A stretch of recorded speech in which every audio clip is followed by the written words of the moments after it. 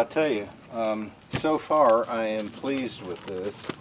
This is the latest piece of machinery that we've got up here at the cabin, or the homestead. And last year we had looked for one and they were basically unavailable. This year I ran into this one, called my son, we decided to go ahead and snatch it. This is going to save me a lot of trips back and forth, because I do a lot of carrying and transporting the cameras and all the tools and stuff, and generally I walk and I do that. Or I try to load things up in the bucket of the tractor and take that, especially if I'm heading away from the cabin. But this should make things a whole lot easier on me as far as transporting water back and forth from my sister's house, especially up to the hog pen up there, and the feed, you know, actually being able to drive that up there, and you know, throwing my tools in there, going and working wherever I may be. You know, it won't be long, we'll be building fence, so I see that coming in handy, really handy for building fence. You know, the power stations, taking those over to my sister's, getting them charged up and bringing them back over here. I think it's just going to serve to make life a little bit easier, and going down, you know, to the creek 3 or 4 times a day, especially now that it's getting spring, summer, and fall. But I mean, that didn't even slow down in the winter time. But it's got a 3,500 pound winch on the front, which makes it really nice, and you know, be able to possibly get to some things where I can hook to them and pull them out to where I can actually get to them with the tractor. The tractor, you know, does a really good job. The only thing is, with the bucket on the front and with that boom on the back, it makes it a little bit hard to maneuver, but that's my counterweight to loading logs on the front. So can't really take that off unless I, you know, engineer something else to go on the back. But that comes in handy too, because a lot of times I have to hook to it with the boom and pull it. So, because I don't want to be, you know, pulling backwards on the tractor. It's made really for going forward. But anyway, my point is that, you know, this could come in really handy for that too. But yeah, I mean, so far it's doing a really great job. I had no trouble going up and down the hill or turning around. I did have some loose screws, but you know, I would associate that with any type of vehicle like this. Even the tractor, you know, vibrates a little bit and things get loose, but I went around, tightened them up, and I think we're good to go. This right here is working really good too, so I'm proud to have that. There isn't one on the back, but you know, I really don't need one on the back. Anyway, yeah, this should help out a great deal, and it's got the shocks back there are even adjustable too for slow and fast. I guess the return on them being fast. But anyway, I thought this was a plastic bumper, but it's actually got metal frame behind it, so that's just, I guess, for mounting these lights and a little bit of decor on the front. But anyway, yeah, working good. It does have a dump bed, and that's pretty cool to have. I don't really see hauling anything in here like that, because I am going to get a small trailer that I can pull behind. That way I just don't, you know, totally destroy this bed on the back. And I bought a 1/2-inch rubber liner to go in the back to help protect this, plus stuff doesn't slide. But I've got to take my razor knife and I've got to cut it off where it would meet back here. I'll turn it actually this way, but then I'll cut this off. It's got some tie downs right here, and of course I said it was a dump bed, and push this lever and it will dump. Okay.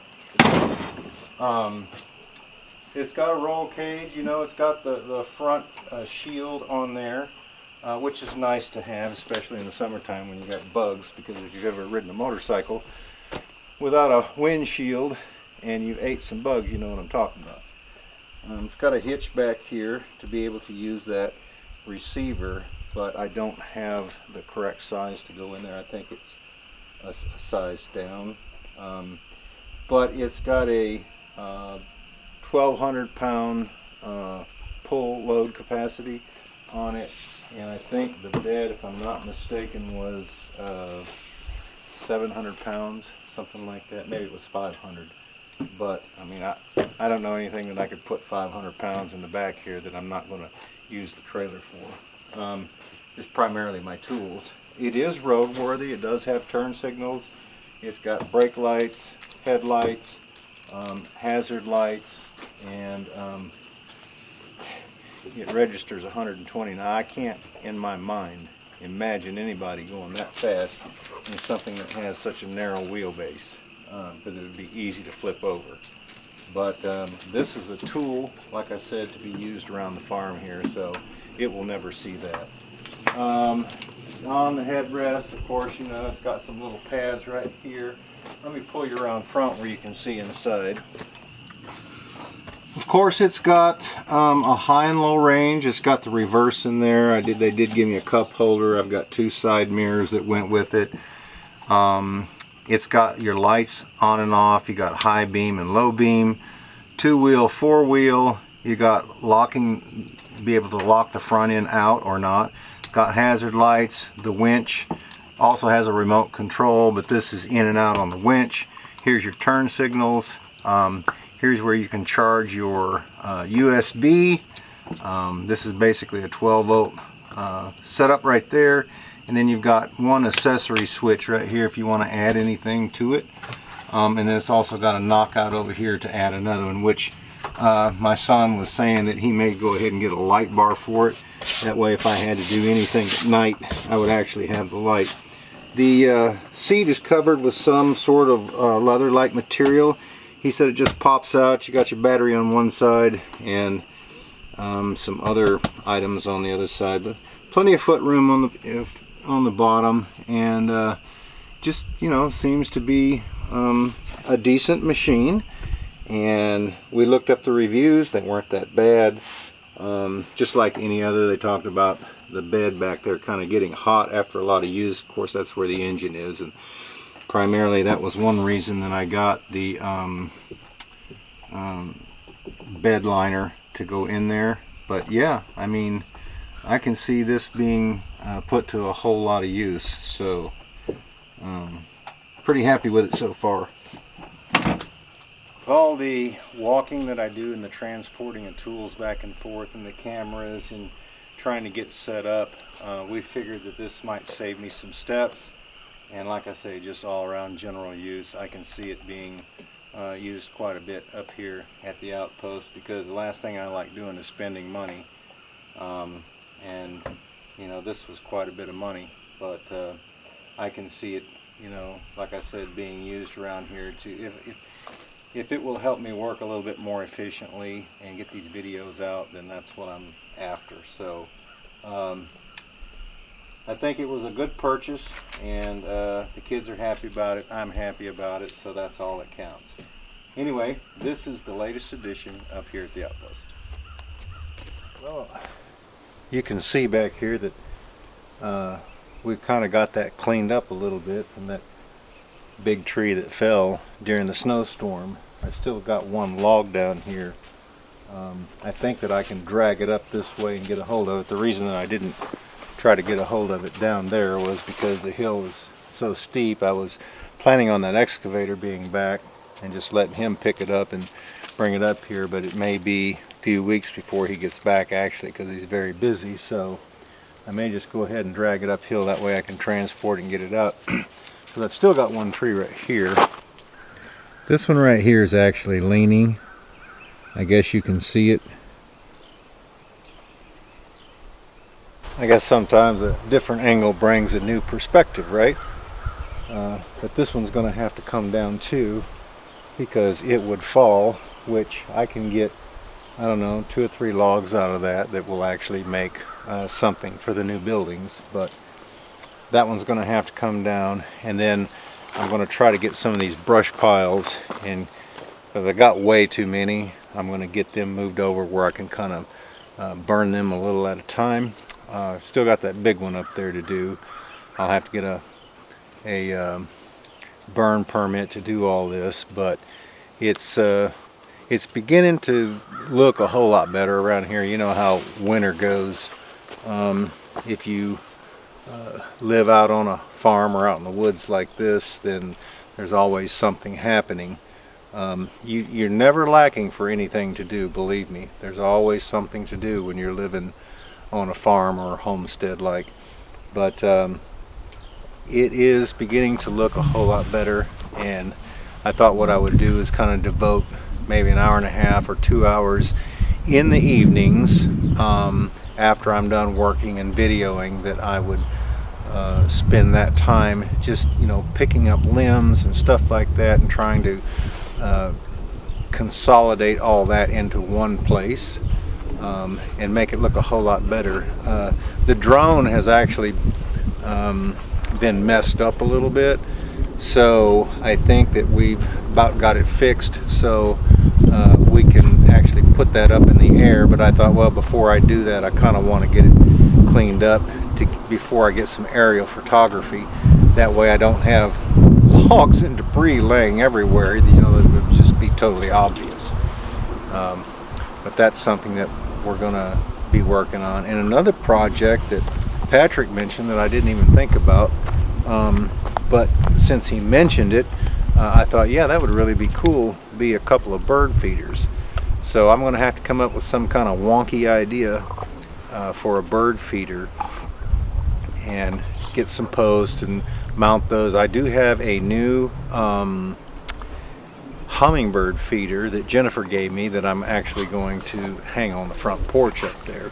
But I do need you know, some other birdhouses mounted out, you know, where we can hopefully get some footage of some of the birds if they'll, you know, take up residence there. But that's a new project that will be coming up that y'all can be looking forward to, is making some sort of a wonky birdhouse. Since everything else up here is crooked and so forth, we might as well not treat them any different, right? Well, you can see this behind me right here, which you'll see this in upcoming videos, but this is where Jennifer and I actually cleaned up the upper portion up here, that big tree and the dogwood tree that was left here that was about 8 inches. I saved the big trunk portion. The rest of it I just piled up because I've got so many dogwood pieces. I'm going to have to get rid of some of them, but we've got everything saved up there in the post where I'm saving all the posts. We've got that saved in the post pile. I took up what wood I had cut, took that up there, put that in the big pile because that's where I've basically been keeping everything. But just trying to clean that up. And then I've been working on this area right here where I actually peeled all the bark, you know, off of the handrails and the legs for the end tables and some of the other things that I was working on. But it was getting really thick, and I'll tell you what, that cedar shavings right there, I'm probably going to bag that up because that makes really good fire starter. There's some oils in the cedar bark, kind of like that pine rosin, where even the outer portion right there burns really good. Besides it being wood, causes it to catch fire really easy. So yeah, that's a good fire starter. But kind of getting this area cleaned up. I can kind of show you a little bit here, just to make it, you know, more appealing. And then I feel better when things are cleaned up. I like to have things clean, but I'll tell you what, this winter, you know, we had several snows and had some issues with trees, and you know, I just couldn't help it. So things kind of got knocked around and messed up a little bit, but the weather has turned. It's still getting chilly at nighttime, but in the daytime it's getting up to short sleeve weather. So it's almost time to plant. I've still got to find some places for my that I'm going to plant potatoes and corn, but you'll see in some other videos of me getting that prepped and getting that ready to go, because that's something that's going to be coming up real soon. So I want to be ready for that so that I can move on to other things. I don't want to be late planting. But got that those things in the works for the near future. And just basically, like I said, the last hour and a half, maybe 2 hours of every day, I'm just kind of like going around the perimeter. I'm not going to clean it as well as I clean this off down here for the excavator, but I'm picking up all dead stuff, and I'll probably have to use the chainsaw too to get a whole lot of it up. But if the if the ground is clean, then that makes me feel good. And then I don't mind, doing aerial photography or filming a whole lot of that, because, it looks better, just like your house. You want to keep your house clean because you never know when somebody's going to come by, right? So want to keep that clean. And so, once I get it clean, then it doesn't take that much to just kind of maintain it, just walk around, pick up something every now and then. But pretty much haven't done that since I've been here, so that's going to be a big job. But the evenings are a lot cooler, and that's the reason I was reserving that time for just going around picking it up. I'm not going to get mad with it. I'm just going to do it a little at a time, and hopefully by the end of the year I'll have the perimeter kind of looking nice. That way I can maintain it a whole lot easier. And if a tree falls or something like that, then it's a whole lot easier to clean up because it doesn't get intertwined and bound up, with other material, and then you trying to have to pull it out.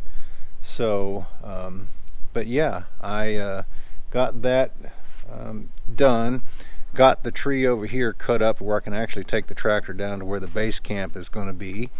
If we ever stop building up here on the hill, we're going to jump down there and start working on that. So don't give up on it, because we just got so many things to do. It's not possible to do everything at one time. But these other things have taken, a little bit higher priority. And that's another thing about living out in the country. Priorities change from day to day. Just like when that tree fell, if you had other things that you had planned to do, well, that probably trumps everything, because you want to get it up, you want to get it cleaned up, and get it out of the way, especially if it's in your way, which that one wasn't quite in my way, but it kept me from being able to go over in that direction. And then the fact that down there was the same thing, it was a big mess, but it's all cleaned up now, don't have to worry about it. But that's like I'm saying about everything else, is getting all that up and then making it easier to maintain. Because honestly, when we were trying to work that out over there, it was a little bit difficult because it was kind of bound up in the dogwood tree that it brought down with it, plus the fact that it hit one of those slab wood piles down there and knocked those over, and just kind of found its way underneath some of them. And so I had to work that out, and of course some of those fell and I had to stack them back up. But I'm just talking about things like that. So anyway, but you'll also see upcoming, we'll be getting the pig and putting him in the pen, and just looking forward to having more animals up here and being more self-sufficient, and being able to do what you can on your own. And I'm a firm believer in that. I don't know what he's barking at. Probably Dolly has something of his and he wants it. No, she's up top. So anyway, all right, let's see what we've got here. Thinking 2 pigs so they have company, ham hock and piglet. That was sent in by Mark. No, actually I'm not thinking about 2 pigs. I'm just thinking about 1. We're going to try and see how far one will go, split between my sister and Jennifer. But if you had 2, then they're going to fight over the food, just kind of like Dolly and Smokey do over the bones and things like that. So no, we're just going to have the 1 pig. But I did put the pen right next to the chicken pen, so the pig, he can talk to the chickens, or she can talk to the chickens. Question: I know that burning will preserve the wood when going into the earth. Just wondering why the char on the upper portions. Is there a secret that I should know about? That was sent in by Terrence. And he's referring to a video that we had way back about 2 years ago when we first started putting the beams, the post and beams together. The reason that I went ahead and burned them all, because I wanted that look on the inside. I wanted them black because I knew what I was going to do with the other wood on the inside. I knew that I was going to use the sheetrock. I knew that I was going to use the plywood down on the bottom, so I thought that it would make a good contrast because the frame would actually stand out from everything else. And I think that it turned out really good. The other thing too is, you know, it's supposed to help preserve the wood.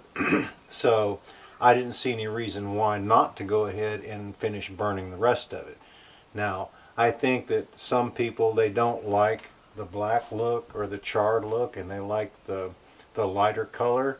I've never really been a big fan of that because all houses are built like that. I wanted something different. Another guy wanted to know where I found the necklace. Okay, I didn't find it, I made it. I actually made it in a video not that long ago, at the tail end of a video. I don't remember which one it was, or I would let you know, and for me to be able to try to pull it up out here would be fruitless. So, but yeah, I made this necklace. I also made my son one. I'll give it to him when he gets here. And but yeah, so be sure and watch the videos all the way through, because a lot of the questions that I get are in reference to things that may have happened towards the end of the video or been explained in that portion of the video, which, you know, I'm not sure if these questions, these people are watching them all, but I do answer a lot of questions like that if they haven't watched the complete video. Had one guy says, "Good morning. I don't think I could live there as I hate the humidity. I have passed through and love the area. My wife and I have spent most of our summer to fall months canoe camping and sightseeing, as she's an award-winning photographer. Give Jennifer a great big hug from us." Well, you know, I grew up here just like I grew up, well, I say I grew up here as a teen. I grew up in my early teens and from a child when I lived in the north. And, you know, we had snow up to here pretty much all year round. And I was used to it because I didn't know any different, you know. Then we moved here, and still as a kid, you know, out playing, and really didn't pay any attention to the humidity. And I still don't pay a lot of attention to it now because I'm used to it. So I just get out and I work. Where people that come out here to visit with me, when they step out of the vehicle, you know, they feel that humidity, where I don't even think about it. I just know that, you know, it's hot outside. It's summertime, right? I don't think it could be any more humid, you know, than it is at the beach, really. So, I mean, if they can stand the beach, they could stand to be out here, right? But, you know, like, I think it's just what you get used to, what you get accustomed to, and yeah, I mean, like I said, I didn't know any better. And then when I moved here, we didn't have the snow, but we've got the humidity, but I don't even think about that now. So, yeah, I think it's what you get used to, or what you're willing to put up with to get used to, really. But anyway, this guy's a great guy, comments all the time, from Canada. I think he's from the lower 48, but he has moved to Canada and been up there for some time. Oh, this one guy writes, he says, "Good luck with the hog pen." Says, "Try and build it in a sort of dry place, or else the whole pen will be solid mud where they root around." That's generally, it doesn't matter where you put a pig pen. You know, when I was younger, we generally had anywhere from 25 to 30 hogs all the time. We would kill 2 in the fall, and it would take us, you know, a couple of days to work up all that meat and everything. So we generally started on a weekend and did that. But, you know, that pig pen there, actually the pigs had 5 acres to run around in, because we actually had a hot wire that ran through the woods. But, you know, I'm not going to run that hot wire every day, because I can remember coming home from school, and that was one of my chores. I'd have to run the pen and make sure that nothing was touching the wire to ground it out so that the pigs wouldn't get out. And then I would have to feed, you know, 4 or 5 gallon buckets of slop to them, Plus my grandfather would bring home, you know, truckloads of groceries that he would pick up from the produce department that they were throwing away, and they would get those too. But yeah, that was an everyday thing when I was a kid. And even, you know, when we harvest this pig here, I'll probably take it to a local butcher. I'll go ahead and prep it, but then I'll throw it in the truck, take it over to someone that can process it, that can package it up, and everything will be ready to go. You know, had another person write that it was good to see me sit down and actually talk on camera. But I tell you what, I feel a whole lot better if I'm up moving around. My whole life, you know, and my daughter says, well, it looks like you're relaxing. I can relax when I'm up moving, when I'm actually building, when I'm busy doing things. To me, that's relaxing. I get a lot of enjoyment out of piddling around, but constantly moving. You know, a lot of times I'll go sit down, then I'll jump right back up because I think, you know, I could be doing this or I could be doing that. And I never have been one to put off till tomorrow what I can do today. So I constantly have something going. But I think as long as you're making small steps all the time towards your goal, you will finally achieve it. You don't have to set out full throttle to do that, but just constantly pecking away at it a little at a time, you'll finally do that. You know, I've got lots of major goals out here, but I'm not moving anywhere. It seems like too fast with them.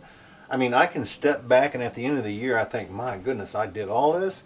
But honestly, when I'm doing it, it seems like it takes so long to do it. It's like putting this siding on right here. What did I film that, 7 weeks, 8 weeks? But I mean, I was working non-stop trying to get that on here. And then, you know, some of the other things too. I can remember a comment here recently where a guy said that he wasn't going to watch anymore because it was taking too long to do this, that it should have all been put into one video. Well, you know, that's not how things work out here. Because if I'd have waited on showing the siding, I would have had to have edited 8 weeks of work just to come out with one video. So you would have had one video in 8 weeks. You see? So these are people that don't have a channel, people that think that, you know, like I said, it should be done this way or it should be done that way. This channel here is an ongoing process, an everyday type channel of work in progress that's going on out here, and it is from sun up to sundown.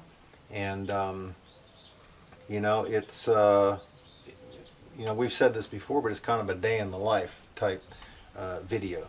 But anyway, guys, I'm going to go ahead and shut the video down here. I hope that some of this information was helpful, and I am looking forward to the warmer weather where we can get a whole lot more done in a day because you have more hours in a day. So I'm excited about that. We hope that each and every one of you have a great afternoon. And you know, another thing too, we're getting a lot of comments about the giveaways. We really like doing those. There's nothing better we like doing than giving stuff away to you guys because of the support that you give us on this channel. So thank you so much from the bottom of my heart. Jennifer's and Patrick's, because I talk to them all the time. They're very appreciative of the support that you guys are giving us too on both of the channels. So guys, thanks a lot for what you do. We hope that each and every one of you have a great afternoon. You all take care, and we look forward to seeing you back up here at the cabin again next time.